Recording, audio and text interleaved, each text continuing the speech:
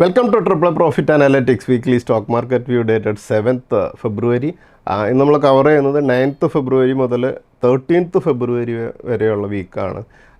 നമ്മൾ കഴിഞ്ഞ ആഴ്ച ഒരു സംഭവബഹലമായിട്ടുള്ളൊരു ആഴ്ചയായിരുന്നു. നമ്മൾ കഴിഞ്ഞ വീഡിയോ ചെയ്തതിന് ശേഷം സാറ്റർഡേയിലത്തെ വീഡിയോ ചെയ്തതിന് ശേഷം സൺഡേ ആയിരുന്നു സെൻട്രൽ ബഡ്ജറ്റ് വന്നത്. അതിന് ശേഷമാണ് നമ്മൾ ഇന്ത്യയും യു എസും തമ്മിലുള്ള എഗ്രിമെൻറ്റിന് ഉള്ള ഒരു സാഹചര്യം ഒരുങ്ങിയെന്നുള്ളത് യു എസ് പ്രസിഡൻറ്റ് ഡൊണാൾഡ് ട്രംപും അത് എഗ്രി ചെയ്തുകൊണ്ട് അത് കൺഫേം ചെയ്തുകൊണ്ട് നമ്മുടെ പ്രധാനമന്ത്രി നരേന്ദ്രമോദിജിയും ഒരു ട്വീറ്റ് നടത്തിയത്. അപ്പോൾ എന്തായാലും അതൊരു ഓൾമോസ്റ്റ് ഒരു എഗ്രിമെൻറ്റിനുള്ള സാഹചര്യമായിട്ടുണ്ട് എന്നുള്ളത് ഞാൻ കുറച്ച് ദിവസമായിട്ടുള്ള പറയുന്നതാണ്. കാരണം യൂറോപ്പുമായിട്ട് ഇന്ത്യ ട്രേഡ് ഡീൽ സൈൻ ചെയ്ത് കഴിഞ്ഞപ്പോൾ ഓൾമോസ്റ്റ് യു എസിനെ സംബന്ധിച്ചിടത്തോളം വേറെ ഓപ്ഷനൊന്നും ഇല്ലാത്തൊരു സാഹചര്യത്തിലേക്ക് വന്നിരുന്നു. കാരണം ഇന്ത്യ എന്ന് പറഞ്ഞ രാജ്യത്തിന് ഇത്രയധികം GDP ഗ്രോത്ത് ഉള്ളൊരു രാജ്യമായിട്ട് ട്രേഡ് ഡീല് സൈൻ ചെയ്യാനായിട്ട് മറ്റെല്ലാവരും തിരക്ക് കൂട്ടി വന്ന് അത് സൈൻ ചെയ്തുകൊണ്ടിരിക്കുകയാണ്. കഴിഞ്ഞ കുറച്ച് ദിവസങ്ങൾക്കുള്ളിൽ തന്നെ നമ്മൾ ഓൾമോസ്റ്റ് 5ഓളം ട്രേഡ് ഡീൽസ് പല രാജ്യങ്ങളുമായിട്ടും സൈൻ ചെയ്തു. നമ്മൾ യൂറോപ്പായിട്ടുള്ള ട്രേഡ് ഡീൽ എന്ന് പറയുമ്പോൾ ഓൾമോസ്റ്റ് 27 കൺട്രീസായിട്ടാണ് ട്രേഡ് ഡീൽ സൈൻ ചെയ്യുന്നത് അല്ലേ. അപ്പോൾ അതിലെല്ലാം ഇന്ത്യക്ക് എത്രത്തോളം എക്സ്പോർട്ട് ലോസ് യു എസിലേക്കുള്ളതൊന്നും ഈ താരിഫ് കൂട്ടിയത് കൊണ്ട് വരുമായിരുന്നു. അതിനൊക്കെ കോമ്പൻസേറ്റ് ചെയ്യാവുന്ന രീതിയിലേക്കുള്ള ഒരു ട്രേഡ് ഡീൽസാണ് ഇന്ത്യ ചെയ്തത്. അത് നമ്മളിപ്പോൾ already U S president Donald Trump 50% എന്നുള്ള ആ ഒരു PNL താരിഫിൽ നിന്ന് 18% കുറച്ചു എന്നുള്ള കാര്യം അത് ഒരു ട്വീറ്റിലൂടെ ആണ് ഡിക്ലെയർ ചെയ്തിരിക്കുന്നത്. അപ്പോൾ അതുകൊണ്ട് തന്നെ അന്ന് ന്യൂസ് വന്ന മാർക്കറ്റ് വലിയൊരു റാലിയൊക്കെ നടത്തിയിരുന്നു.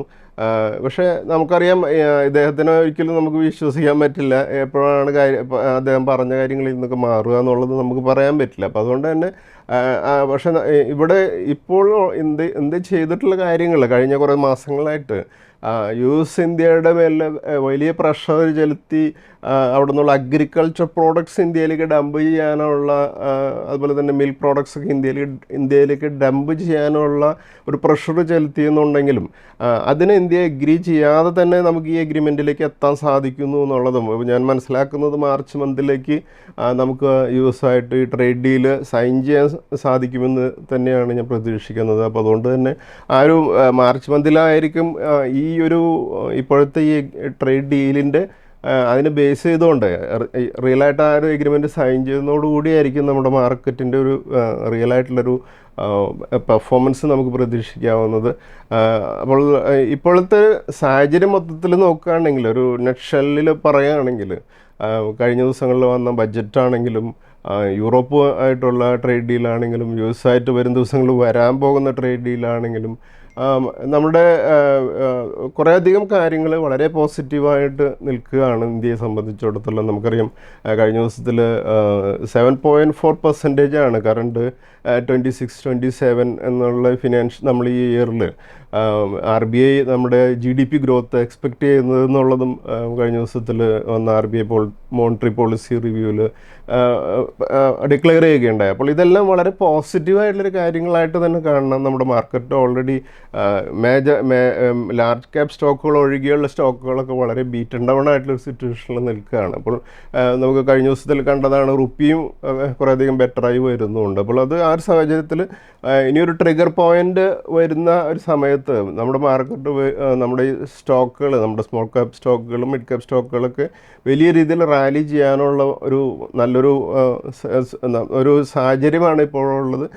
അതിനുവേണ്ടി പേഷ്യൻസോടുകൂടി വെയിറ്റ് ചെയ്യുക എന്നുള്ളതാണ് നമ്മൾ ചെയ്യേണ്ട ഒരു കാര്യം. അപ്പോൾ കഴിഞ്ഞ ദിവസത്തിൽ നമ്മൾ കഴിഞ്ഞ വീക്കിൻ്റെ ഈ ചാർട്ടിൽ നോക്കുകയാണെങ്കിൽ നമുക്ക് കാണാം അന്ന് ഡൊണാൾഡ് ട്രംപിൻ്റെ ഒരു ട്വീറ്റ് വന്ന അന്ന് മാർക്കറ്റ് ഓൾമോസ്റ്റ് 639 പോയിൻറ്റ്സ് ഉയർന്നതാണ് നിഫ്റ്റി ക്ലോസ് ചെയ്തിരുന്നത്. അതേസമയം അന്ന് നമുക്ക് നോക്കുകയാണെങ്കിൽ അന്ന് തന്നെ 26,341 എന്നുള്ളൊരു പുതിയൊരു ഉയരവും നിഫ്റ്റി പുതിയ ഉയരം എന്ന് പറഞ്ഞാൽ അന്നത്തെ ഒരു ഇൻട്രാഡേയിലുള്ള ഒരു ഹൈ കുറിക്കുകയുണ്ടായത്. ഓൾമോസ്റ്റ് ഒരു 26,373 എന്നുള്ള ഓൾ ടൈം ഹൈക്ക് വളരെ അടുത്ത് വരെ പോയതിന് ശേഷമാണ് അന്ന് നിഫ്റ്റി 25,727 ക്ലോസ് ചെയ്തത്. 2 ഫെബ്രുവരിയിൽ അതിന് തൊട്ട് മുമ്പുള്ള ഡേയിൽ മാർക്കറ്റ് ക്ലോസ് ചെയ്തിരുന്നത് 25,088 നോക്കുമ്പോൾ അന്നുണ്ടായ വലിയൊരു റാലി നമുക്ക് തീർച്ചയായിട്ടും 1,253 ഹിസ്റ്ററിയിൽ തന്നെ ഏറ്റവും വലിയൊരു ഒരു വൺ ഡേയിലുള്ളൊരു മൂവ്മെൻ്റായിട്ട് തന്നെ നമുക്ക് കാണാൻ സാധിക്കും. എന്തായാലും നിഫ്റ്റി ഒരു വളരെ പോസിറ്റീവായിട്ടുള്ളൊരു മൂഡിലേക്ക് ആ ഒറ്റ സിംഗിൾ ഡേയിൽ തന്നെ വന്നിരിക്കുന്നത് കാണാൻ നമുക്ക് കഴിഞ്ഞ ആഴ്ചയിൽ നിഫ്റ്റിയുടെ ഒരു 868 പോയിൻറ്റിൻ്റെ ഒരു പോസിറ്റീവായിട്ടുള്ള ക്ലോസിങ് നമുക്ക് കാണാൻ സാധിച്ചു. നോക്കൂ, ഇപ്പോൾ നമ്മൾ കാണുന്നത് ഇപ്പോൾ വീക്ക്ലി ചാർട്ടിൽ നമുക്ക് കാണാം നിഫ്റ്റി കഴിഞ്ഞ ആഴ്ചയിൽ വീക്കിലി ലോ സെറ്റ് ചെയ്തിരുന്നത് 24,571 വരെയും പോയതിന് ശേഷമാണ് ഈ ട്രേഡ് ഡീലിൻ്റെ ന്യൂസ് പുറത്തു വന്നതോടുകൂടി 26,341 വരെയും വലിയൊരു മൂവ്മെൻറ്റ് നടത്തിയിരിക്കുന്നത്. എന്തായാലും 200 DMA വരുന്നത് 25,199 ആണ്. ആ ലെവലൊക്കെ ടെസ്റ്റ് ചെയ്തതിന് ശേഷമാണ് നിഫ്റ്റി വളരെ സ്ട്രോങ് ആയിട്ടുള്ള ഒരു റീബൗണ്ട് നടത്തിയിരിക്കുന്നത്. നമുക്ക് എന്തായാലും നിഫ്റ്റി വളരെ സ്ട്രോങ് ആയിട്ടുള്ള റീബൗണ്ട് വരും ദിവസങ്ങളിൽ കണ്ടിന്യൂ ചെയ്യുമെന്ന് തന്നെയാണ് ഞാൻ പ്രതീക്ഷിക്കുന്നതും. ഒരു 26,900 ലെവലിലേക്കുള്ളൊരു മൂവ്മെൻറ്റാണ് ഞാൻ പ്രതീക്ഷിക്കുന്നത് എന്നുള്ളൊരു കാര്യം നമ്മൾ കഴിഞ്ഞ വീഡിയോയിൽ നമ്മൾ ഡിസ്കസ് ചെയ്തതാണ്. അപ്പോൾ ആ ഒരു മൂവ്മെൻറ്റ് തന്നെയാണ് അത് പ്രതീക്ഷിക്കുന്നത്. എന്തായാലും കുറേയധികം പോസിറ്റീവായിട്ടുള്ള ഘടകങ്ങൾ നമുക്ക് നമ്മുടെ മുമ്പിലുണ്ട്. അതിനെക്കുറിച്ച് നമുക്ക് കുറച്ച് ഡീറ്റെയിൽഡ് ആയിട്ട് തന്നെ ഇന്നത്തെ വീഡിയോയിൽ ഡിസ്കസ് ചെയ്യാം. നമ്മൾ കഴിഞ്ഞ ആഴ്ചയിലെ വീക്ക്ലി ചാർട്ടാണ് നമ്മളിപ്പോൾ നിഫ്റ്റിയുടെ വീക്ക്ലി ചാർട്ടാണ് കാണുന്നത്. 868 പോയിൻറ്റ് നിഫ്റ്റി ഉയർന്ന് 25,693 കഴിഞ്ഞ വീക്കിൽ നിഫ്റ്റി ക്ലോസ് ചെയ്തിരിക്കുന്നത് നമുക്ക് കാണാൻ സാധിക്കും. വളരെ ക്ലിയർ ആയിട്ടുള്ളൊരു ട്രെൻഡ് റിവേഴ്സിൽ നമുക്ക് നിഫ്റ്റിയിൽ കാണാം. അതുപോലെ സെൻസെക്സ് ആണെങ്കിൽ 2,857 പോയിൻറ്റ്സ് കൂടെ ഉയർന്ന് 83,580 കഴിഞ്ഞ വീക്കിൽ ക്ലോസ് ചെയ്തിരിക്കുന്നത്. അതുപോലെ മിഡ് ക്യാപ്പ് ഇൻഡെക്സ് ആണെങ്കിലും 2,381 പോയിൻറ്റ്സിൻ്റെ വലിയൊരു റാലിയോട് കൂടി 59,502 അതുപോലെ സ്മോൾ ക്യാപ്പ് ഇൻഡെക്സ് 520 പോയിൻറ്റ്സ് കൂടെ ഉയർന്ന് 16,938 വന്നാണ് സ്മോൾ ക്യാപ്പ് ഇൻഡെക്സും ക്ലോസ് ചെയ്തിരിക്കുന്നത് നമുക്ക് കാണാൻ സാധിക്കും. അതുപോലെ നമുക്ക് കുറേയധികം ഈ കഴിഞ്ഞ ദിവസങ്ങളിൽ വന്നിട്ടുള്ള ഈ ടേണിംഗ് പോയിൻറ്റ്സ് നമ്മൾ കണ്ടെങ്കിലും ഞാൻ കഴിഞ്ഞ ആഴ്ചയിൽ ഒരു അഡീഷണലായിട്ടൊരു കഴിഞ്ഞ ഒരു വീക്കിൽ നമുക്കൊരു അഡീഷണൽ വീഡിയോ കൂടി നമ്മളൊരു 5 മിനിറ്റ്സോളം ഉള്ളൊരു വീഡിയോ ഞാൻ ചെയ്യുകയുണ്ടായി. അതിൽ പ്രധാനപ്പെട്ട ഒരു കാരണം ഞാൻ കണ്ടത് നമ്മുടെ മലയാളം മീഡിയ അധികം ഈ ബജറ്റിനെ കുറിച്ച് സംസാരിച്ചിരുന്നത് നെഗറ്റീവായിട്ടുള്ള കുറേയധികം പോയിൻറ്റ്സ് ആയിരുന്നു എന്നുള്ളത് കൊണ്ട് തന്നെയാണ്. അപ്പോൾ ആ നെഗറ്റീവ് ന്യൂസുകൾ കാണുകയും അതോടൊപ്പം തന്നെ നമ്മൾ കണ്ടു സൺഡേ ആയിരുന്നു ബജറ്റ് ഡേ. അന്ന് കാര്യമായിട്ടുള്ള വോള്യൂം ഒന്നും ഇല്ലാതിരുന്നുകൊണ്ട് തന്നെയും പിന്നെ അതുപോലെ തന്നെ അന്ന് ഈ ഡെറിവേറ്റീവ്സ് ഉള്ള ഫ്യൂച്ചേഴ്സ് ആൻഡ് ഓപ്ഷൻസിലുള്ള ഈ STT എന്നുള്ള ടാക്സ് കൂട്ടുകയുണ്ടായി. അപ്പോൾ ആ ടാക്സ് കൂട്ടിയതിൻ്റെ ഒരു റിയാക്ഷൻ എന്നുള്ള രീതിയിൽ അന്ന് മാർക്കറ്റ് ഒന്ന് ക്ലോസിങ്ങിന് മുമ്പ് മൈനസിലാണ് ക്ലോസ് ചെയ്തത്. അപ്പോൾ കുറേയധികം പേര് പാനിക്കായിട്ടുണ്ടായിരുന്നു. കാരണം ബജറ്റ് വളരെ മോശമാണെന്നുള്ളൊരു നെഗറ്റീവ് ന്യൂസ് ആണ് പല മീഡിയയിൽ നിന്നും വന്നത്. അതിനുശേഷം ഞാൻ നമ്മുടെ മലയാളം മീഡിയയിലുള്ള ഈ ഡിസ്കഷനുകളൊക്കെ കണ്ടപ്പോൾ കുറേയധികം പേരും നമുക്ക് കേരളത്തിന് കാര്യമായിട്ടൊന്നും ലഭിച്ചിട്ടില്ല എന്നുള്ള രീതിയിൽ ഉള്ള ഡിസ്കഷനാണ് നമുക്ക് കാണാൻ സാധിച്ചത്. വളരെ കുറച്ച് പേര് മാത്രമാണ് ബജറ്റിൻ്റെ പോസിറ്റീവ് ആംഗിളിൽ നിന്ന് സംസാരിക്കുന്നത് കണ്ടത്. അപ്പോൾ ഞാൻ ബേസിക്കലി പറയുന്ന ഒരു കാര്യം, നമ്മുടെ ഈ ബജറ്റ് എന്ന് പറയുന്നത് ഒരു സെൻട്രൽ ബഡ്ജറ്റിനാണ്. ഇന്ത്യ എന്നുള്ള രാജ്യത്തിന് വേണ്ടിയിട്ടുള്ളൊരു ബജറ്റാണെന്നുള്ളത് മനസ്സിലാക്കുക. പിന്നെ ബജറ്റ് കഴിഞ്ഞ കുറേ വർഷങ്ങളായിട്ടുള്ള ബജറ്റുകളുടെ ഒരു കണ്ടിന്യൂഷനാണ്. ഇപ്പോൾ നമ്മൾ വളരെ ബേസിക്കായിട്ടുള്ളൊരു കാര്യം പറയുകയാണെങ്കിൽ നമ്മൾ ടാക്സബിൾ ഇൻകം 12 lakhs വരെയും ടാക്സബിൾ അല്ല എന്നുള്ളത് ഒരു കാര്യം കഴിഞ്ഞ ബജറ്റിൽ കൊണ്ടുവന്നൊരു വലിയ ചേഞ്ചാണ്. അപ്പോൾ നമുക്കറിയാം ഒരു വലിയൊരു ശതമാനം സാലറി ക്ലാസ് ആയിട്ടുള്ളവരും അതുപോലെ ഇൻകം ഉള്ളവരൊക്കെയും ടാക്സിബിൾ ആ നെറ്റിൽ നിന്ന് തന്നെ പുറത്ത് പോയിട്ടുണ്ടായിരുന്നു. അത്രയും വലിയൊരു ചേഞ്ചാണ് ബഡ്ജറ്റിലൂടെ കൊണ്ടുവന്നിരുന്നത്. പക്ഷെ പിന്നീട് വരും ദിവസങ്ങളിലൊന്നും ഇതൊരു ഇനിയും അത് ഇൻക്രീസ് ചെയ്യാനുള്ള സ്കോപ്പില്ല, അതിൻ്റെ ആവശ്യവും ഇല്ല എന്നുള്ളതാണ്. ഞാൻ പ്രതീക്ഷിക്കുന്നത് ഇനി അടുത്തൊരു 10 വർഷത്തേക്ക് ഈ ടാക്സബിൾ ലിമിറ്റായിട്ടുള്ള 12 lakhs ഉയർത്തേണ്ട ആവശ്യമില്ല എന്ന് തന്നെയാണ് എൻ്റെ ഒരു അഭിപ്രായം. അതുപോലെ തന്നെ നമ്മൾ കഴിഞ്ഞ മുമ്പ് കുറേ വർഷങ്ങൾക്ക് മുമ്പൊക്കെ നമുക്കറിയാം റെയിൽവേ ബഡ്ജറ്റ് എന്ന് പറഞ്ഞൊരു സെപ്പറേറ്റ് ഒരു ബഡ്ജറ്റ് നമ്മൾ പറയാറുണ്ട്. അതിലാണ് റെയിൽവേ ഏതൊക്കെ ട്രെയിനുകളാണ് ഈ പ്രാവശ്യം അലോട്ട് ചെയ്യുന്നത് നമുക്ക് ഡിക്ലെയർ ചെയ്യുന്നത്. പക്ഷേ നമുക്കറിയാം ഇപ്പോൾ റെയിൽവേ ബഡ്ജറ്റ് എന്ന് പറഞ്ഞാൽ ആ ബഡ്ജറ്റ് സെപ്പറേറ്റ് ബഡ്ജറ്റ് ഇല്ല, നമ്മുടെ ഈ ബഡ്ജറ്റിനോട് കൂടി തന്നെയാണ്. അതിൽ റെയിൽവേക്ക് എത്രയാണ് അലോക്കേറ്റ് ചെയ്തതെന്ന് മാത്രം പറയുക. അതിനുശേഷം ട്രെയിനുകളൊക്കെ അലോട്ട് ചെയ്യുന്നതൊക്കെ ട്രെയിനുകളുടെ മാനുഫാക്ചറിങ് കഴിയുമ്പോൾ അതിനനുസരിച്ച് അത് ഓരോ ഏരിയയിലേക്ക് അലോട്ട് ചെയ്യുകയാണ് ചെയ്യുന്നത്. നമുക്ക് തന്നെ അറിയാം, ബഡ്ജറ്റിലൊന്നും പറഞ്ഞില്ലായിരുന്നുണ്ടെങ്കിലും കേരളത്തിന് കഴിഞ്ഞ പ്രാവശ്യം ഒരു 5ഓളം ട്രെയിനുകളൊക്കെ ലഭിക്കുകയുണ്ടായില്ല. അപ്പോൾ അതുപോലെ തന്നെ മറ്റൊരു ഇമ്പോർട്ടൻ്റ് ആയിട്ടുള്ളൊരു കാര്യം, മുമ്പ് ഈ GST വരുന്നതിന് മുമ്പ് എക്സൈസ് ഡ്യൂട്ടി എന്നുള്ളത് ബജറ്റിൻ്റെ പാർട്ടായിരുന്നു. അപ്പോൾ ബജറ്റിലാണ് ഏതെങ്കിലുമൊക്കെ ഐറ്റംസിൻ്റെ എക്സൈസ് ഡ്യൂട്ടി കൂട്ടി അല്ലെങ്കിൽ കുറച്ചു എന്നുള്ള കാര്യമൊക്കെ ഡിക്ലെയർ ചെയ്യുക. അപ്പോൾ പിറ്റേ ദിവസത്തെ എനിക്ക് ഓർമ്മയുള്ള ഒരു കാര്യമാണ്, പിറ്റേ ദിവസത്തെ പേപ്പറുകളുടെയൊക്കെ ഫ്രണ്ടിൽ പടാൻ സോപ്പ് പെട്ടിക്ക് വില കൂടും, അതുപോലെ ചീപ്പിന് വില കുറയും എന്നൊക്കെ പറഞ്ഞിട്ട് വില കൂടുന്ന ഐറ്റങ്ങൾ, വില കുറയുന്ന ഐറ്റങ്ങൾ എന്നൊക്കെ പറഞ്ഞ് കുറേ ലിസ്റ്റുകളൊക്കെ ഉണ്ടായിരിക്കും. പക്ഷേ ഇപ്പോൾ നമുക്കറിയാം GST സെപ്പറേറ്റാണ്. GSTയിൽ നമുക്കറിയാം GSTയിലെ റേറ്റുകളൊക്കെ വലിയ രീതിയിൽ കട്ട് ചെയ്തത് കുറച്ച് മാസങ്ങൾക്ക് മുമ്പാണല്ലോ. അപ്പോൾ USA 50% താരിഫ് ഡിക്ലെയർ ചെയ്തതിന് തൊട്ട് പിന്നാലെ അതിനെ കൗണ്ടർ ചെയ്യാൻ വേണ്ടിയിട്ട് തന്നെയാണ് GSTയിൽ വലിയ രീതിയിലുള്ള കട്ട് വരുത്തിയത്. അതൊക്കെ നമ്മുടെ ഓരോ ഇന്ത്യക്കാരൻ്റെയും പോക്കറ്റിലേക്ക് കൂടുതൽ പൈസ വരാവുന്ന രീതിയിലുള്ള ഡിസിഷൻസ് എടുത്തതിൻ്റെ ഒക്കെയാണ് ഇമ്പാക്റ്റ്. അപ്പോൾ ഈ ബജറ്റിൽ നമ്മൾ കുറേയധികം കാര്യങ്ങൾ ഈ പ്രാവശ്യം നമ്മൾ ഇൻഡിവിജ്വലായിട്ടുള്ള ഓരോരുത്തർക്കും ബെനിഫിറ്റ് വരിക്കാവുന്ന രീതിയിൽ ഇല്ല. പക്ഷെ അത് ഓൾറെഡി ചെയ്ത് കഴിഞ്ഞിട്ടുണ്ടെന്നുള്ളത് നമ്മൾ മനസ്സിലാക്കുക. അതുപോലെ തന്നെ നമുക്ക് നോക്കുകയാണെങ്കിൽ ഇപ്പോൾ ഏറ്റവും വലിയൊരു ഡിസ്കഷൻ ഞാൻ കണ്ടിട്ടുള്ളത് എയിംസ് ഇന്ത്യക്ക് ഇല്ല എന്നുള്ളതാണ്. അപ്പോൾ പക്ഷേ അതിൽ നമുക്ക് നോക്കുകയാണെങ്കിൽ ഒരു 3 all India institute of Ayurveda നമ്മൾ ബജറ്റിൽ ഞാൻ ഡിക്ലെയർ ചെയ്യുന്നത് കണ്ടു. അപ്പോൾ കേരളമാണ് ആയുർവേദത്തിൻ്റെ റേറ്റിൽ എന്ന് പറയാവുന്ന രീതിയിലുള്ളൊരു സ്റ്റേറ്റ്. അപ്പോൾ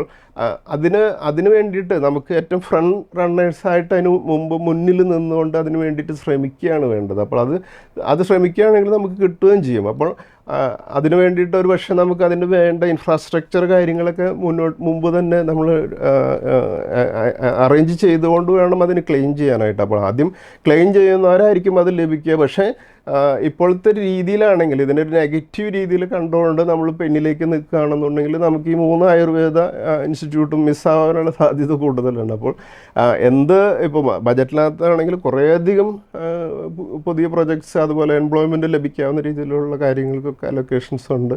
അതിനെ മറ്റുള്ള സംസ്ഥാനങ്ങളെല്ലാം ചെയ്യുന്നത് പോലെ അത് കൂടുതൽ ക്ലെയിം ചെയ്യാവുന്ന രീതിയിൽ ആദ്യം അതിന് ക്ലെയിം ചെയ്യാനായിട്ട് ശ്രമിക്കുക എന്നുള്ളതാണ് നമ്മൾ അതിനൊരു പോസിറ്റീവ് രീതിയിലെടുത്ത് ചെയ്യേണ്ടത്.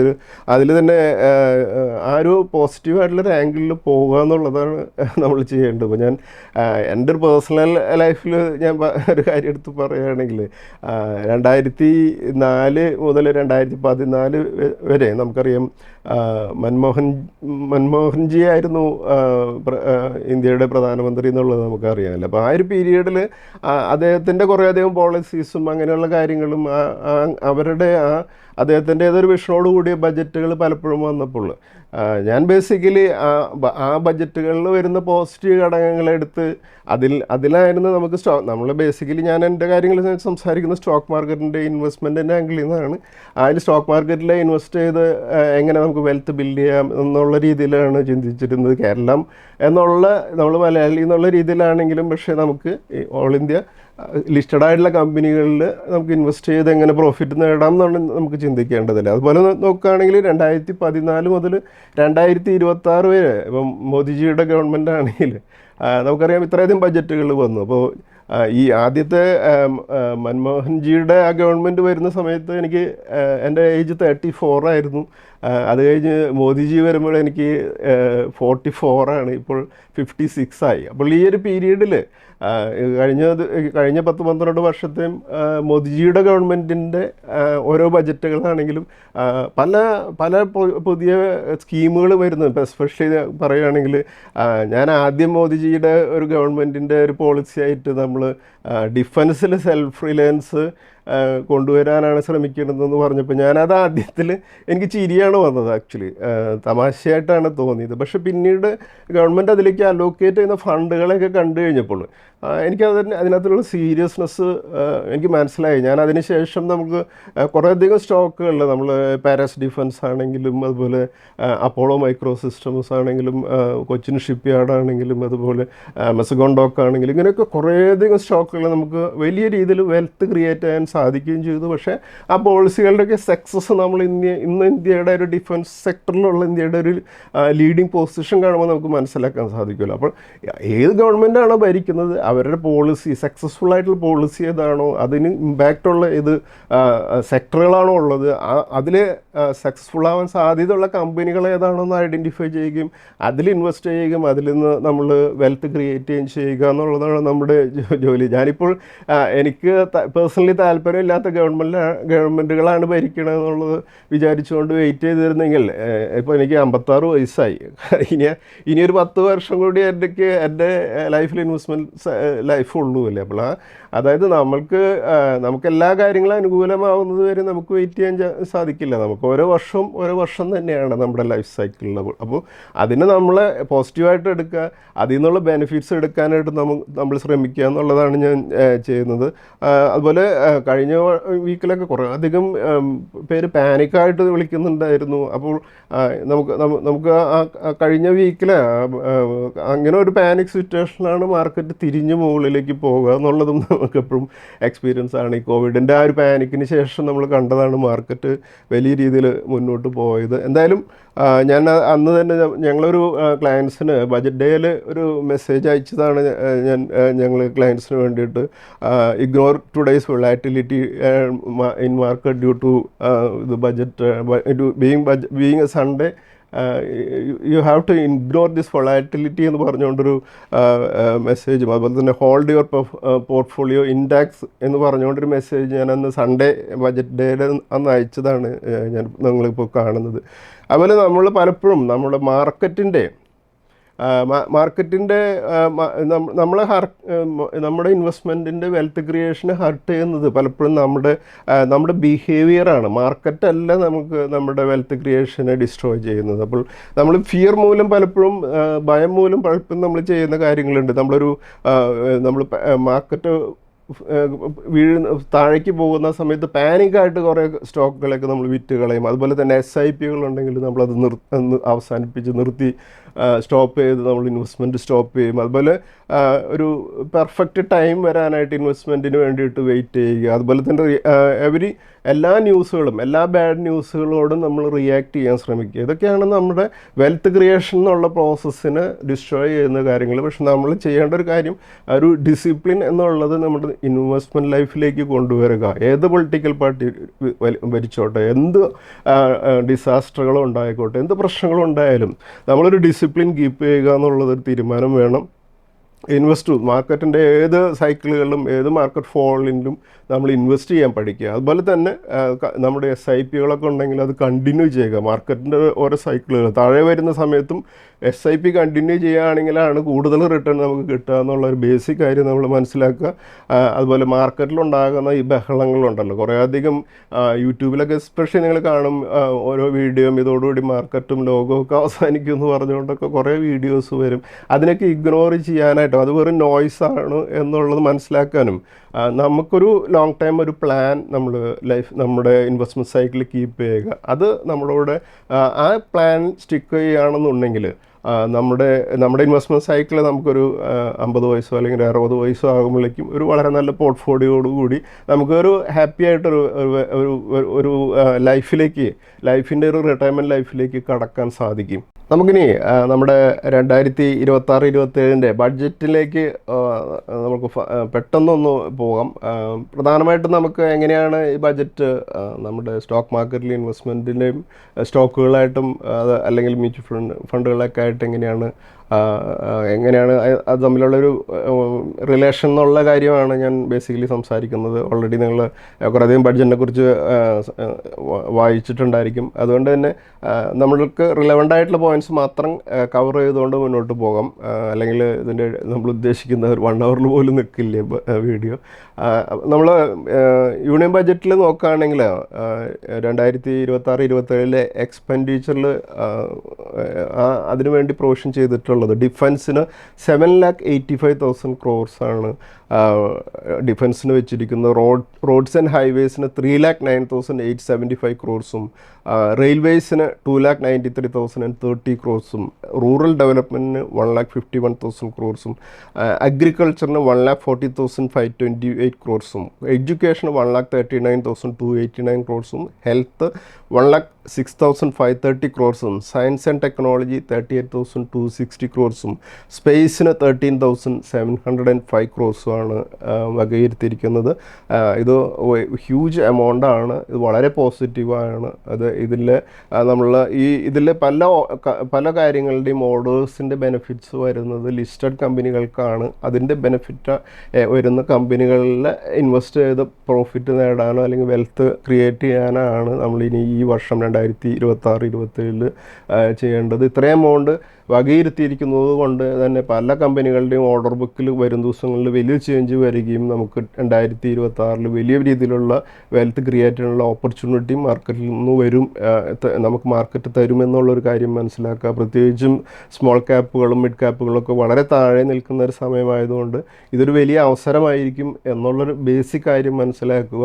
മാർക്കറ്റിലുള്ള നിങ്ങൾ മറ്റുള്ള മീഡിയകളിലൊക്കെ കാണുന്ന നെഗറ്റീവ് ന്യൂസുകളെ എല്ലാം ഇഗ്നോർ ചെയ്യാൻ പഠിക്കുക എന്നുള്ളത് വളരെ ഇമ്പോർട്ടൻ്റ് ആണ് 2026 ഒരു വെൽത്ത് ക്രിയേഷൻ എന്നുള്ളൊരു പ്രോസസ്സിന്. എസ്പെഷ്യലി ഇപ്പോഴത്തെ ഒരു സാഹചര്യത്തിൽ പലരുടെയും പോർട്ട്ഫോളിയോയിൽ പല സ്റ്റോക്കുകളും കഴിഞ്ഞൊരു വർഷം ഉണ്ടായിട്ടുള്ള സ്മോൾ ക്യാപ്പുകളിലൊക്കെ ഉണ്ടായിട്ടുള്ള ഒരു കറക്ഷൻ്റെ ഒരു പീരീഡിലൂടെ കടന്നു പോയതുകൊണ്ട് തന്നെ മാനസികമായിട്ട് പലരും ഒരു ബീറ്റൺ ഡൗൺ ആയിട്ടുള്ളൊരു മാനസികാവസ്ഥയിലായിരിക്കും. പക്ഷേ അതിനെ ഓവർകം ചെയ്യാനായിട്ട് നമ്മൾ പഠിക്കുക. കാരണം ഇപ്പോൾ ഈ നമുക്കറിയാം ജിയോ പൊളിറ്റിക്കലായുള്ള ടെൻഷൻസ് വളരെയധികം കുറഞ്ഞിട്ടുണ്ട്. അതുപോലെ തന്നെ നമ്മളിപ്പോൾ യുഎസിൻ്റെ താരിഫിൻ്റെ ത്രെട്ട് കുറഞ്ഞിട്ടുണ്ട്. ഇപ്പോൾ ഞങ്ങൾ കഴിഞ്ഞ 2 ആഴ്ച മുമ്പ് ഞങ്ങൾ നൽകിയിരുന്ന ഒരു റെക്കമെൻഡേഷൻ ആയിരുന്നു കിറ്റെക്സ് എന്നുള്ള ഇന്ത്യയിൽ കേരള ബേസ്ഡ് ആയിട്ടുള്ള കമ്പനിയിൽ ഒരു റെക്കമെൻഡേഷൻ നൽകിയിട്ടുണ്ടായിരുന്നു. ആ സ്റ്റോക്ക് നിയർലി ഒരു ദിവസം കഴിഞ്ഞ വീക്കിൽ ഈ താരിഫിൻ്റെ ഒരു ന്യൂസ് വന്നപ്പോൾ തന്നെ അന്ന് 20% അപ്വേർഡ് സർക്യൂട്ടിലൊക്കെ ആയിരുന്നു. അപ്പോൾ പല മിഡ് ക്യാപ്പും സ്മോൾ ക്യാപ്പ് സ്റ്റോക്കുകളും വളരെ ബീറ്റൺ ഡൗൺ ആയിട്ടുള്ള ലെവലിലാണ് ട്രേഡ് ചെയ്തുകൊണ്ടിരിക്കുന്നത്. ഈ സ്റ്റോക്കുകളൊക്കെ വിത്തിൻ 1 വീക്കൊക്കെ ചിലപ്പോൾ 20-40% അധികമൊക്കെ മുകളിലേക്ക് മൂവ് ചെയ്യാനുള്ള പോസിബിലിറ്റി ഉണ്ട്. അപ്പോൾ അത് ആ ലെവലിൽ എത്തിയതിന് ശേഷം ഇൻവെസ്റ്റ് ചെയ്യാൻ ശ്രമിക്കുമ്പോൾ ഈ അവസരം നമ്മുടെ കയ്യിൽ നിന്ന് മിസ്സായിട്ടുണ്ടായിരിക്കും. അപ്പോൾ കുറേയധികം ബീറ്റൺ ഡൗൺ സ്റ്റോക്കുകൾ നിങ്ങളുടെ കയ്യിലുള്ളതിലേക്ക് കൂടുതൽ എണ്ണം ആക്കാനായിട്ട് വീണ്ടും ആഡ് ചെയ്യാനായിട്ട് ഈ അവസരം ഉപയോഗിക്കാം. അല്ലെങ്കിൽ പോർട്ട്ഫോളിയോസ് ഇൻടാക്റ്റായിട്ട് കീപ്പ് ചെയ്യുക. കഴിഞ്ഞ ആഴ്ചയിൽ ഞാൻ ബേസിക്കലി മനസ്സിലാക്കുന്നത് ഈ റിട്ടെയിൽ ക്ലയൻസിൻ്റെ ഒരു സൈക്കോളജി അനുസരിച്ച് കുറേയധികം പേര് ലോസ് ബുക്ക് ചെയ്ത് അവരുടെ പോർട്ട്ഫോളിയോസ് എക്സിറ്റ് ചെയ്തിട്ടുണ്ടായിരിക്കും. ആ ഒരു പോയിന്റിൽ നിന്നാണ് പലപ്പോഴും മാർക്കറ്റ് തിരിഞ്ഞ് കയറുന്നതും ഞാൻ കാണാറുള്ളത്. അപ്പോൾ അത് നമ്മൾ റിട്ടെയിൽ ക്ലയൻസിൻ്റെ ഒരു ബിഹേവിയറാണ്. അതിനെയാണ് ഈ കോൺട്രറിയൻ സമീപനം മൂലമാണ് റിട്ടെയിൽ ക്ലയൻസിന് ലോസ് വരുന്നത് എന്നുള്ള ഒരു തിയറി തന്നെ ഉള്ളതാണ്. അപ്പോൾ അതിൻ്റെ ബേസിക് കാര്യം എന്ന് വെച്ചാൽ ഏറ്റവും ഫിയർഫുൾ സിറ്റുവേഷനിൽ എത്തുമ്പോഴാണ് മാർക്കറ്റ് തിരിയുന്നത്. ആ തിരിയുന്നതിന് തൊട്ട് മുമ്പായിരിക്കും ഈ റിട്ടെയിൽ ക്ലയൻസ് പേടിച്ച് അവരുടെ ലോസ് ബുക്ക് ചെയ്ത് പുറത്തു പോകുന്നത്. പിന്നീട് ഹയർ ലെവൽസിൽ വീണ്ടും അവർ വന്ന് എൻ്റർ ചെയ്യുകയും ചെയ്യുന്നത്. അപ്പോൾ ഞാൻ ഇത് ഇന്ത്യയുടെ ഒരു സ്റ്റോക്ക് മാർക്കറ്റിൻ്റെ ഒരു പൊട്ടൻഷ്യലിനെ കുറിച്ച് പറയുമ്പോൾ നമ്മൾ ഏറ്റവും ഇമ്പോർട്ടൻ്റ് ആയിട്ട് കാണേണ്ടത് കഴിഞ്ഞ ദിവസത്തിൽ IMF റിലീസ് ചെയ്ത ഒരു ഡാറ്റയാണ് ഈ നമ്മൾ കാണുന്നത്. ഇന്ത്യയുടെ ഗ്ലോബൽ GDPയുടെ 2026 growth real GDP growth expect ചെയ്യുന്നത്. നമുക്കറിയാം ഏറ്റവും ഫസ്റ്റ് നിൽക്കുന്നത് ചൈനയാണ്, 26.6% ആണെന്നുണ്ടെങ്കിൽ ഇന്ത്യയാണ് 17% സെക്കൻഡ് വരുന്നത്. യുണൈറ്റഡ് സ്റ്റേറ്റ്സ് വരുന്നത് 9.9% അതായത് ഓൾമോസ്റ്റ് US-നേക്കാളും ഓൾമോസ്റ്റ് 70%-ലധികമാണ് ഇന്ത്യയുടെ റിയൽ GDP ഗ്രോത്ത് എക്സ്പെക്റ്റ് ചെയ്യുന്നത്. അപ്പോൾ വരും ദിവസങ്ങളിൽ നമ്മളിപ്പോൾ US ആണെങ്കിലും യൂറോപ്പ് ആണെങ്കിലും ഒക്കെ ഇന്ത്യയുടെ അടുത്ത് ഈ എഗ്രിമെൻറ്റ്സ് സൈൻ ചെയ്യാൻ വരുന്നതിൻ്റെ പ്രധാനപ്പെട്ട കാരണം ഈ GDP ഗ്രോത്തിൽ അവർക്കും പാർട്ടിസിപ്പേറ്റ് ചെയ്യാൻ ഒരു അവസരം ലഭിക്കാൻ വേണ്ടി തന്നെയാണ്. അപ്പോൾ അതുകൊണ്ട് നമ്മുടെ പല കമ്പനികളിലും അതിൻ്റെ ഒരു ബെനിഫിറ്റ് വരും. അതിൻ്റെ ബെനിഫിറ്റ് എടുക്കാനായിട്ട് നമുക്ക് സാധിക്കണമെന്നുള്ള ഒരു പോയിൻ്റാണ് ഞാനിവിടെ എംഫസൈസ് ചെയ്യുന്നത്. ഒരു വർഷം നമുക്ക് കഴിഞ്ഞൊരു വർഷം പ്രോഫിറ്റ്സ് കുറവായിരുന്നു, പക്ഷേ വരും ദിവസങ്ങളിൽ ഇതിനെല്ലാം കോമ്പൻസേറ്റ് ചെയ്തുകൊണ്ട് റിട്ടേൺ ലഭിക്കാവുന്ന രീതിയിലുള്ള കുറേയധികം അവസരങ്ങൾ നമ്മുടെ മുമ്പിലുണ്ട്. പ്രത്യേകിച്ച് നമുക്ക് നമ്മുടെ കാപ്പെക്സ് ബജറ്റിൽ വന്നിട്ടുള്ളത് 12.2 lakh crores almost year on year ഒരു 11.5% ഇൻക്രീസാണ് വന്നിട്ടുള്ളത്. അത് റോഡ്സും റെയിൽസും അർബൻ ഡെവലപ്മെൻറ്റും അതുപോലെ തന്നെ ഡിഫൻസ് ആണെങ്കിൽ 2.2 lakh crores ഇൻക്രീസാണ് വന്നിട്ടുള്ളത്. അതുപോലെ തന്നെ ബാറ്ററി സ്റ്റോറേജിൻ്റെ ആണെങ്കിൽ 10 ഇരട്ടിയാണ്, 10 ബില്യൺ റുപ്പീസിലേക്കാണ് അത് ഇൻക്രീസ് ചെയ്തിരിക്കുന്നത്. അപ്പോൾ ഇതെല്ലാം ഗ്രീൻ എനർജി ഇൻക്രീസ് ചെയ്യുക, അതുപോലെ മാനുഫാക്ചറിങ് PLI എക്സ്റ്റൻഷൻ, അതുപോലെ ഇലക്ട്രോണിക്സിനുള്ള PLI എക്സ്റ്റൻഷൻ, ബയോഫാർമയിലേക്കുള്ള ടെക്സ്റ്റൈൽസിലേക്കുള്ളതൊക്കെ കുറേയധികം അലൊക്കേഷൻസ് വന്നിട്ടുണ്ട്. ഇതെല്ലാം വളരെ പോസിറ്റീവായിട്ടുള്ള കാര്യങ്ങളാണ്. ഇതെല്ലാം വളരെ നല്ല രീതിയിൽ വരുന്ന ദിവസങ്ങളിൽ മാർക്കറ്റിലെ പല സ്റ്റോക്കുകളുടെയും പ്രൈസിലായിരിക്കും അതിൻ്റെ റിഫ്ലക്ഷൻ വരുന്നത്. അതുപോലെ തന്നെ ഫിസിക്കൽ ഡെഫിസിറ്റ് ബജറ്റിൽ 4.3% ലിമിറ്റ് ചെയ്തിട്ടുണ്ടെന്നുള്ളതും, അതുപോലെ അത് നമ്മുടെ വരും ദിവസങ്ങളിലേക്കുള്ള നമ്മുടെ ഒരു ഗ്രോത്തിന് 2-3 വർഷത്തേക്കുള്ള ഗ്രോത്തിനെ സപ്പോർട്ട് ചെയ്യുന്ന ഒരു കാര്യമായിരിക്കും. അതുപോലെ നമ്മൾ ഇപ്പോൾ ഈ ബജറ്റിനെ ബേസ് ചെയ്തുകൊണ്ട് ഏറ്റവും ടോപ്പ് പിക്കുകൾ നോക്കുകയാണെങ്കിൽ ഒരു RSI റിലേറ്റീവ് സ്ട്രെങ്ത് ബിലോ 40 നിൽക്കുന്ന സ്റ്റോക്കുകൾ നോക്കുകയാണെങ്കിൽ ലാർസൻ ആൻഡ് ട്രൂബ്രോയും ഭാരത് ഇലക്ട്രോണിക്സും ആക്മെ സോളാറും അപ്പോളോ ഹോസ്പിറ്റൽസും പോളിക്യാബൊക്കെ ആയിരിക്കും. അതുപോലെ നമ്മൾ കഴിഞ്ഞ ദിവസത്തിൽ കണ്ട ഈ ഡെറിവേറ്റീവ്സിൽ STT കൂട്ടി എന്നുള്ളത് കൊണ്ട് കുറേ നെഗറ്റീവ് ന്യൂസുകളൊക്കെ ഞാൻ കണ്ടു. പക്ഷേ ബേസിക്കലി ട്രിപ്പിൾ പ്രോഫിറ്റ് അനാലിറ്റിക്സിൻ്റെ ക്ലയൻസും അതുപോലെ തന്നെ ഞങ്ങളുടെ വീഡിയോയിൽ ഞങ്ങൾ ഇൻവെസ്റ്റ്മെൻറ്റിനെ കുറിച്ച് മാത്രമേ സംസാരിക്കാറുള്ളൂ. കാരണം ഇതാണ് റിട്ടയർ ക്ലയൻസിന് പ്രോഫിറ്റ് നേടാനുള്ള, സ്റ്റോക്ക് മാർക്കറ്റിൽ നിന്ന് നേടാനുള്ള ഒരേ ഒരു വഴി. അതും വളരെ മനസ്സമാധാനത്തോടു കൂടി പ്രോഫിറ്റ് നേടണമെങ്കിൽ. അതല്ലെങ്കിൽ നമ്മൾ ട്രേഡിങ്ങിലാണെന്നുണ്ടെങ്കിൽ നമുക്കറിയാം എല്ലാ ദിവസവും ഇതുപോലെ നമ്മൾ മാർക്കറ്റ് ഓപ്പൺ ചെയ്ത് ക്ലോസ് ചെയ്യുന്നത് വരെ ഫുൾ ടെൻഷനിൽ ഇങ്ങനെയുള്ള കാര്യങ്ങളെല്ലാം ചെയ്തതിന് ശേഷം നമ്മളൊരു ലോസിലേക്കായിരിക്കും പല ദിവസങ്ങളിലും പോകുന്നത്. ഇനി അത് STT കൂട്ടുന്നതുകൊണ്ട് ഈ ട്രേഡേഴ്സ് എന്നുള്ള കാറ്റഗറി അവർക്ക് ഇനി നെറ്റ് ഒരു ട്രേഡ് ചെയ്ത ഒരു ദിവസം പ്രോഫിറ്റിലാകാനൊക്കെ STT എല്ലാം കഴിഞ്ഞ് വളരെ ബുദ്ധിമുട്ടാണ്. എന്തായാലും അതൊരു ഇൻവെസ്റ്റേഴ്സ് എന്നുള്ള നമ്മളെ ഒരു വിധത്തിലും ബാധിക്കുന്ന ഒരു കാര്യമല്ല. ഈ STT കൂട്ടിയിരിക്കുന്നത് ഡെറിവേറ്റീവ്സ് എന്ന് പറയുന്ന ഫ്യൂച്ചേഴ്സ് ആൻഡ് ഓപ്ഷൻ സെഗ്മെൻറ്റിൻ്റെയാണ് STT കൂട്ടിയിരിക്കുന്നത്. അതുകൊണ്ട് നമ്മൾ ഇൻവെസ്റ്റേഴ്സിനെ കുറിച്ച് യാതൊരു വിധത്തിലും ഭയപ്പെടേണ്ട കാര്യവും ഇല്ല. എന്തായാലും ഈ ഒരു ബഡ്ജറ്റ് വളരെ പ്രോഗ്രോത്ത് ആയിട്ടുള്ള ഒരു ഹെവി ആയിട്ടുള്ള പബ്ലിക് ക്യാപെക്സ് കൂട്ടിക്കൊണ്ടുള്ള ഒരു ബജറ്റാണ്. അത് എന്തായാലും ഒരു പോസിറ്റീവായിട്ടുള്ളൊരു കാര്യം തന്നെയാണെന്ന കാര്യത്തിൽ നമുക്ക് സംശയമൊന്നുമില്ല. അപ്പോൾ എന്തായാലും നമുക്ക് ഈ ബജറ്റിനെ ബേസ് ചെയ്തുകൊണ്ട് നമുക്ക് കുറച്ച് സെക്ടേഴ്സും അതിൽ നിന്ന് വരുന്ന ഇമ്പാക്റ്റുള്ള സ്റ്റോക്കുകളെയും മ്യൂച്വൽ ഫണ്ടുകളെയും നമുക്ക് നോക്കാം. അപ്പോൾ ആദ്യം നമുക്ക് നോക്കുകയാണെങ്കിൽ ടെക്സ്റ്റൈൽ സെക്ടറിൽ കുറേയധികം പ്രൊവിഷൻസ് ഉണ്ട്. അതിൻ്റെ ഫേവറബിൾ ആയിട്ടുള്ള ബെനിഫിറ്റ് കിട്ടാവുന്ന സ്റ്റോക്കുകൾ Welspun living, Gokaldas exports, Vardhman textiles, Trident, Pearl Global എന്നീ സ്റ്റോക്കുകളാണ്. അതുപോലെ മ്യൂച്വൽ ഫണ്ട്സുകൾ നോക്കുകയാണെങ്കിൽ Nippon India Consumption Fund, Mirae Asset, Great Consumer Fund, ICICI Prudential, Bharat Consumption Fund, Aditya Birla Sun Life Consumption Fund, അതുപോലെ Baroda BNP Paribas India Consumption Fund എന്നിവയിലായിരിക്കും ഇതിൻ്റെ ഒരു പോസിറ്റീവായിട്ടുള്ളൊരു ഇമ്പാക്റ്റ് ഉണ്ടാകുക. അതുപോലെ നമ്മൾ റെയിൽവേ സെക്ടർ നോക്കുകയാണെങ്കിൽ റെയിൽവേ സെക്ടറിൽ 2.7 lakh crores ക്യാപിറ്റൽ എക്സ്പെൻഡിച്ചറാണ് പ്ലാൻ ചെയ്തിരിക്കുന്നത്. അതിന് സേഫ്റ്റിയും ഫാസ്റ്റ് പ്രോജക്റ്റ് ഡെലിവറിയും better freight and improved passenger comfort എന്നുള്ള സെഗ്മെൻറ്റിലേക്കാണ് കൂടുതൽ അലൊക്കേഷൻ ഉള്ളത്.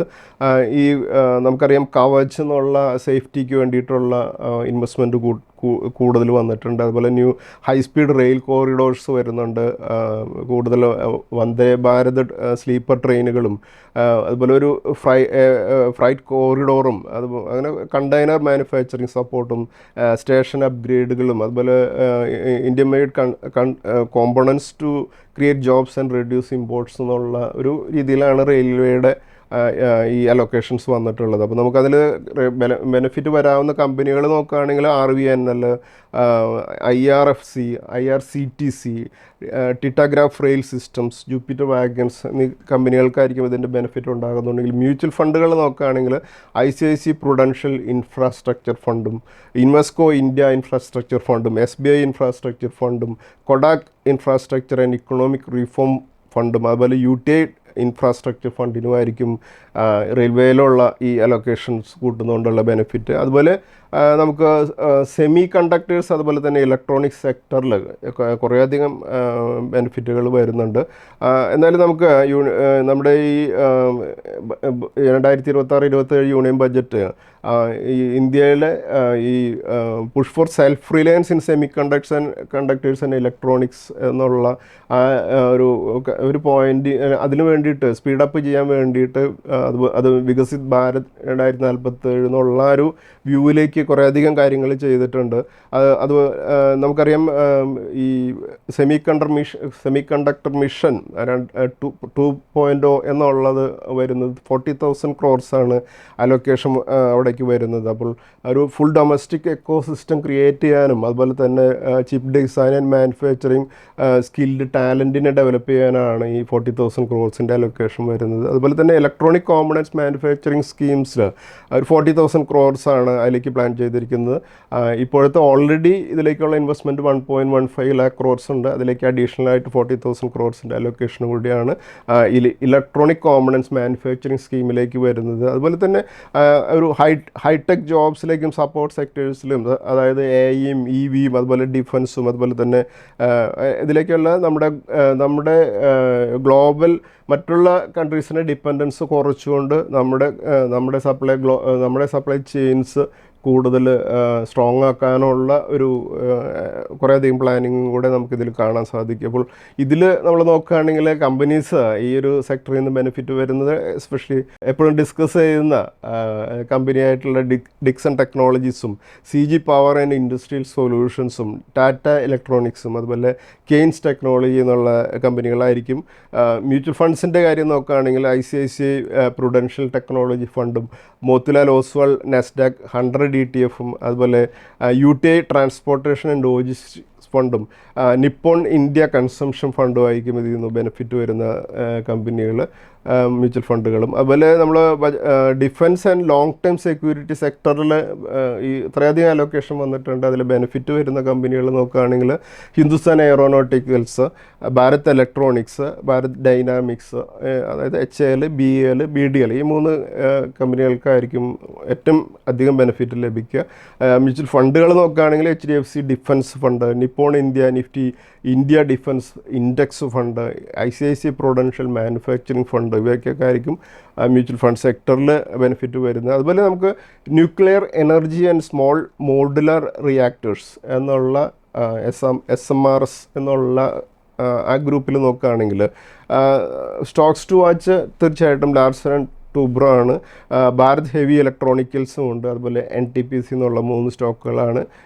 മ്യൂച്വൽ ഫണ്ടുകൾ നോക്കുകയാണെങ്കിൽ ICICI പ്രൊഡൻഷ്യൽ ഇൻഫ്രാസ്ട്രക്ചർ ഫണ്ടും SBI ഇൻഫ്രാസ്ട്രക്ചർ ഫണ്ടും അതുപോലെ ഇൻവെസ്കോ ഇന്ത്യ ഇൻഫ്രാസ്ട്രക്ചർ ഫണ്ടുമാണ് നമ്മളതിൽ പ്രധാനമായിട്ടും നമ്മൾ നോക്കേണ്ടത്. അതുപോലെ മറ്റ് chemicals and rare earth and critical mineral സെക്ടറിലേക്ക് നോക്കുമ്പോൾ ഹിന്ദുസ്ഥാൻ കോപ്പറും നാൽക്കോവും വേദാന്തയും SRFും നവിൻ ഫ്ലൂറൈനുമാണ് ഇമ്പോർട്ടൻ്റ് ആയിട്ടുള്ള കമ്പനീസ്. അതുപോലെ തന്നെ മ്യൂച്വൽ ഫണ്ട്സിനെ നോക്കുമ്പോൾ Nippon India commodities fund, ICICI prudential commodities fund, SBI contra fund, Aditya Birla sun life manufacturing equity fund, അതുപോലെ UTI transportation and logistics fund എന്നുള്ള മ്യൂച്വൽ ഫണ്ട്സ് ആയിരിക്കും ഇതിൽ നമുക്ക് ബെനിഫിറ്റ് ലഭിക്കാൻ പോകുന്നത്. ഇതിലെല്ലാം മ്യൂച്വൽ ഫണ്ടുകളുടെ പേരുകളൊക്കെ നമ്മളിവിടെ ഡിസ്പ്ലേ ചെയ്യുന്നുണ്ട്. അതുകൊണ്ട് നിങ്ങൾക്ക് ആവശ്യമുള്ളവർക്ക് അത് നോട്ട് ചെയ്ത് എടുക്കാവുന്നതാണ്. അപ്പോൾ അതുപോലെ തന്നെ മറ്റൊരു ബജറ്റ് മറ്റ് സർവീസ് സെക്ടർ NBFCs നോക്കുകയാണെങ്കിൽ ബജാജ് ഫിനാൻസും മുത്തൂറ്റ് ഫിനാൻസും അതുപോലെ ശ്രീറാം ഫിനാൻസും ചോളമണ്ഡലം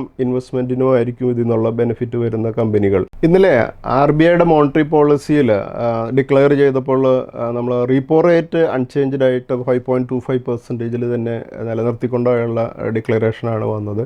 അതുപോലെ RBI അടുത്ത ഈ 2026-27 എന്നുള്ള ഈ വർഷത്തിലേക്കുള്ള GDP ഫോർകാസ്റ്റ് ചെയ്തിരിക്കുന്നത് 7.4%ലേക്ക് ഇൻക്രീസ് ചെയ്തിട്ടുണ്ട്.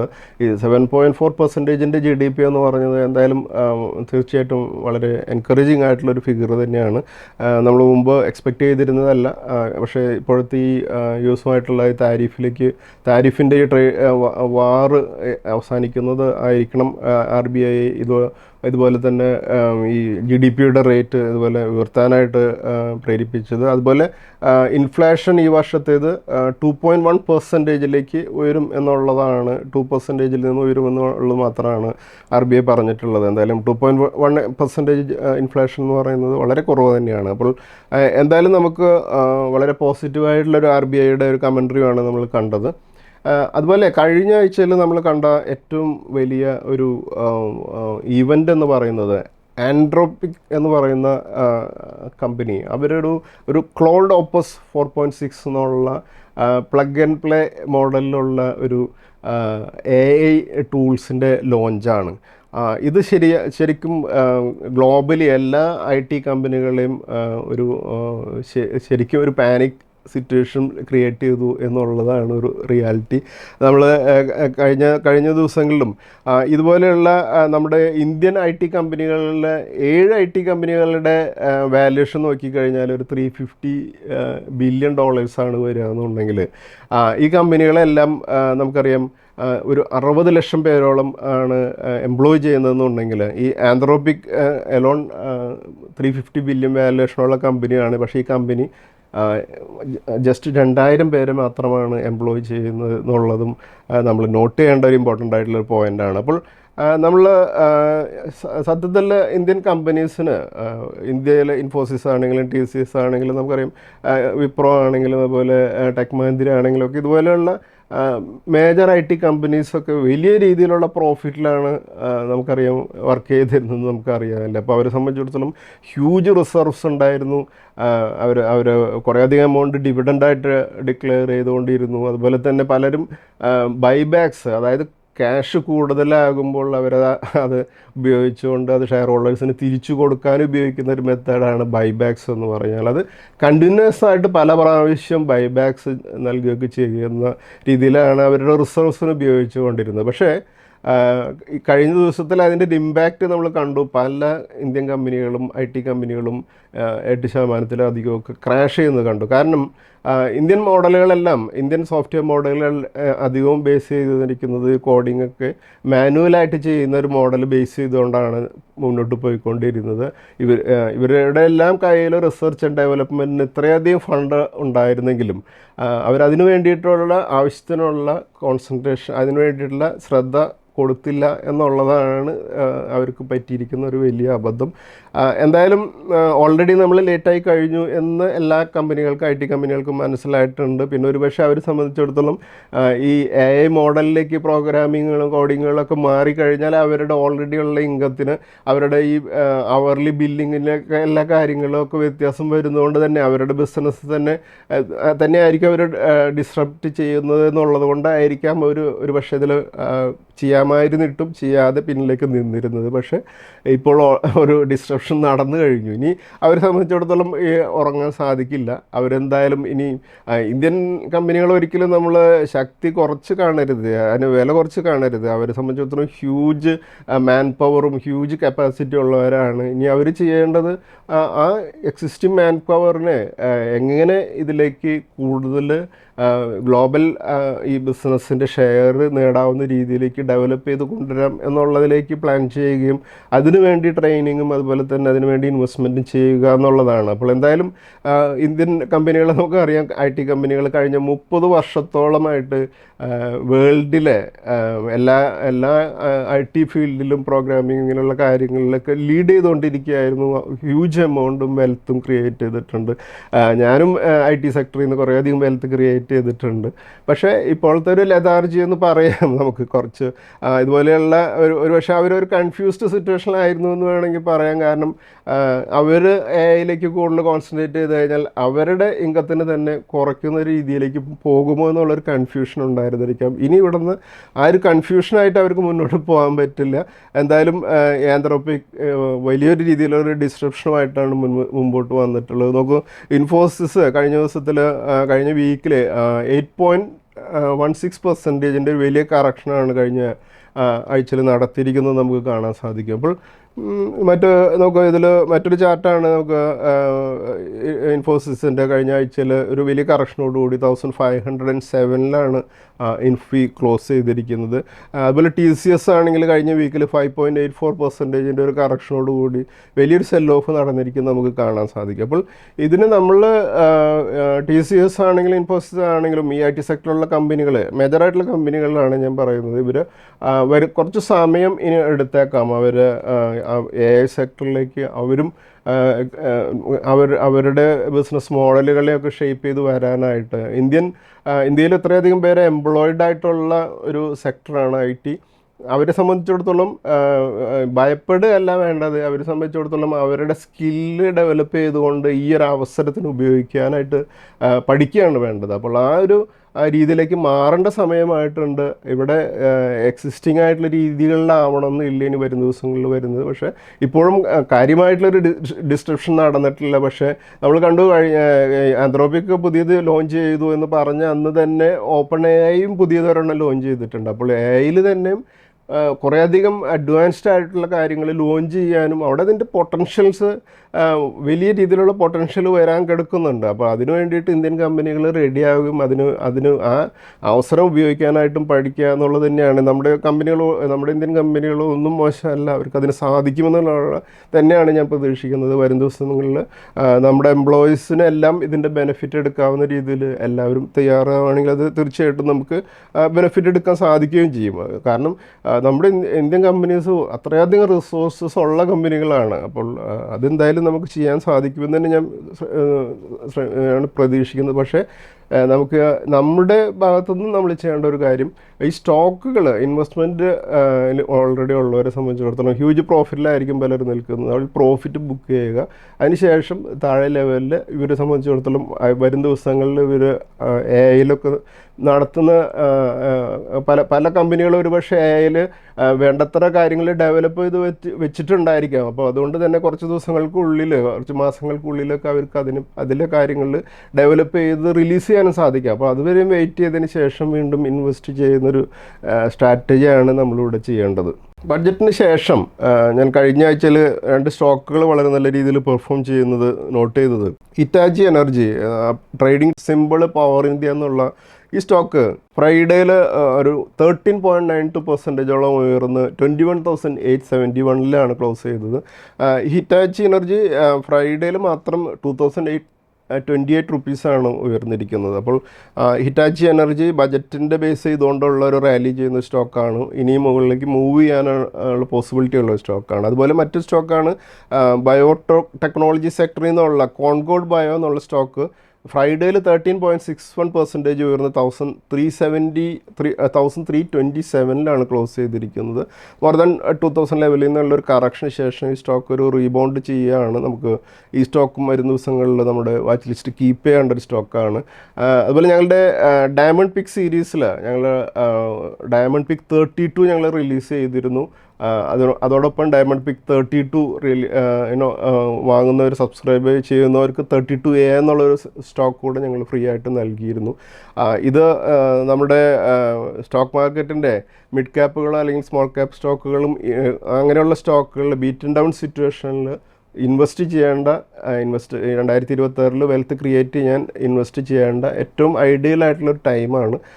അത് നിങ്ങൾ ഉപയോഗിക്കുക. അല്ലാതെ നമ്മൾ കുറേ സ്റ്റോക്കുകളൊക്കെ ഇനി റാലി ചെയ്തതിന് ശേഷം നമ്മളതിനെപ്പറ്റി ആലോചിച്ച് വിഷമിച്ചിട്ട് കാര്യമില്ല. അപ്പോൾ അതുകൊണ്ട് തന്നെ ഇതൊരു ഐഡിയൽ ആയിട്ടുള്ള ടൈമാണ്. അത് ഒരു വളരെ കോസ്റ്റ് എഫക്റ്റീവായിട്ടൊരു ഡയമണ്ട് പിക്ക് 32 വാങ്ങുമ്പോൾ 32A കൂടെ ഫ്രീ ആയിട്ട് നിങ്ങൾക്ക് ലഭിക്കുകയും ചെയ്യും. അതുപോലെ ഞങ്ങളുടെ ഗോൾഡൻ പിക്ക് സീരീസിൽ ഒരു ഗോൾഡൻ പിക്ക് 12 ഞങ്ങൾ റിലീസ് ചെയ്തിട്ടുണ്ട്. അപ്പോൾ ഇതെല്ലാം നിങ്ങൾക്ക് ഇപ്പോഴും ഒരു ബൈ റേഞ്ചിൽ തന്നെ ഉള്ളതുകൊണ്ട് നിങ്ങൾക്ക് ഇപ്പോഴും എൻ്റർ ചെയ്യാവുന്ന സ്റ്റോക്കുകളാണ്. അതുപോലെ ഞങ്ങളുടെ സ്വിംഗ് ഡെലിവറി റെക്കമെൻഡേഷൻസിലും വെൽത്ത് ബിൽഡർ റെക്കമെൻഡേഷൻസിലും ഞങ്ങൾ വളരെ റീസെൻ്റായിട്ട് ബുക്ക് ചെയ്തതും അല്ലെങ്കിൽ ഉയർന്ന് ട്രേഡ് ചെയ്യുന്ന സ്റ്റോക്കുകളൊന്നും നോക്കാം. ഞങ്ങളുടെ JK ടയർ എന്നുള്ള സ്റ്റോക്ക് ഞങ്ങൾ 455 എൻ്റർ ചെയ്തിരുന്നത്. ഈ സ്റ്റോക്ക് ഒരു 20% ഉയർന്നാണ് ഇപ്പോൾ ട്രേഡ് ചെയ്തുകൊണ്ടിരിക്കുന്നത്. കഴിഞ്ഞ ദിവസത്തിൽ ഒരു 555 ലെവലിലേക്കൊക്കെ മൂവ് ചെയ്തിരുന്നു. 640 ഞങ്ങളുടെ ഈ സ്റ്റോക്കിലുള്ള ടാർഗറ്റ്. JK ടയർ വളരെ നല്ലൊരു റിസൾട്ടാണ് കഴിഞ്ഞ ആഴ്ചയിൽ ഡിക്ലെയർ ചെയ്തിരിക്കുന്നത്. അപ്പോൾ JK ടയറും വരും ദിവസങ്ങളിൽ നല്ല രീതിയിൽ പെർഫോം ചെയ്യുന്ന ഒരു സ്റ്റോക്കായിരിക്കും. അതുപോലെ കിറ്റെക്സ് എന്നുള്ള സ്റ്റോക്ക് ഞാൻ പറഞ്ഞതുപോലെ 178 ഞങ്ങൾ എൻ്റർ ചെയ്ത സ്റ്റോക്ക് കഴിഞ്ഞ ദിവസത്തിൽ 230 വരെയും വലിയൊരു റാലിയൊക്കെ നടത്തുകയുണ്ടായി. ഞങ്ങൾ ഫസ്റ്റ് ടാർഗറ്റായ 205 മൂവ് ചെയ്തപ്പോൾ 15% പ്രോഫിറ്റാണ് കിറ്റെക്സിൽ ഞങ്ങൾക്ക് ബുക്ക് ചെയ്യാനായിട്ട് സാധിച്ചത്. ജസ്റ്റ് 12 ഓൾമോസ്റ്റ് ഒരു 12 വർക്കിംഗ് ഡേയ്സിനുള്ളിൽ തന്നെ അത് ടാർഗറ്റിൽ എത്തുകയുണ്ടായി. അപ്പോൾ അതുപോലെ MRPL എന്നുള്ള സ്റ്റോക്ക് ഞങ്ങൾ 155 എൻ്റർ ചെയ്ത സ്റ്റോക്ക് 180 ഞങ്ങൾ പ്രോഫിറ്റ് ബുക്ക് ചെയ്തപ്പോൾ ഒരു 16% പ്രോഫിറ്റും. ഉജ്ജീവൻ സ്മോൾ ഫിനാൻസ് ബാങ്ക് ഞങ്ങൾ 58 എൻ്റർ ചെയ്തിരുന്നതാണ്. ആ സ്റ്റോക്ക് ഒരു 68 ലെവലിൽ വരെ മൂവ് ചെയ്തപ്പോഴും ട്രേഡ് ചെയ്തുകൊണ്ടിരിക്കുന്നത് ഒരു 65 ലെവലിലാണ്.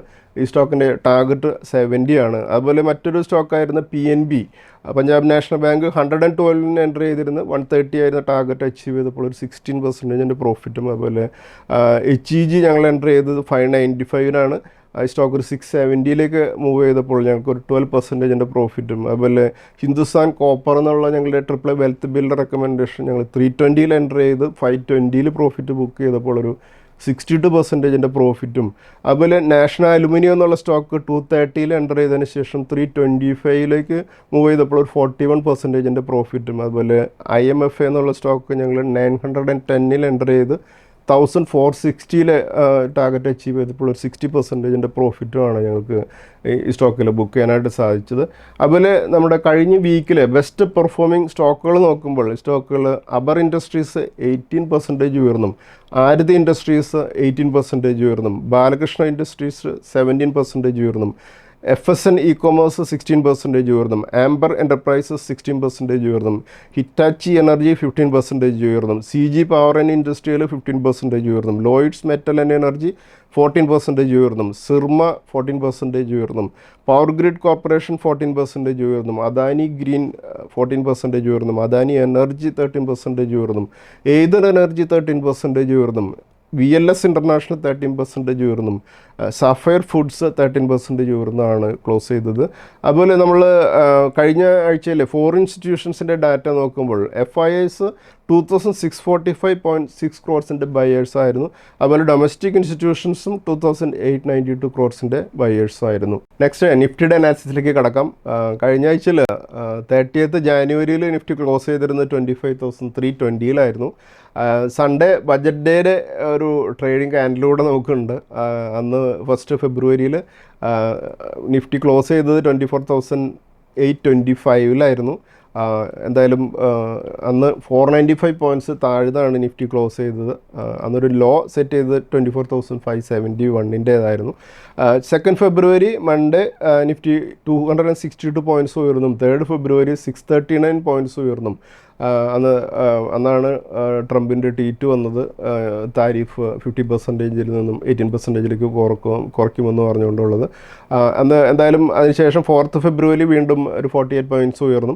5th ഫെബ്രുവരിയിൽ 133 പോയിൻറ്റ്സ് താഴ്ന്നും. 6th ഫെബ്രുവരിയിൽ വീണ്ടും 50 പോയിൻറ്റ്സ് ഉയർന്നും. കഴിഞ്ഞ വീക്കിൽ 25,693-ലാണ് നിഫ്റ്റി ക്ലോസ് ചെയ്തിരിക്കുന്നത്. കഴിഞ്ഞ വീക്കിൽ 868 പോയിൻറ്റോടെ ആഡ് ചെയ്താണ് നിഫ്റ്റി ക്ലോസ് ചെയ്തത്.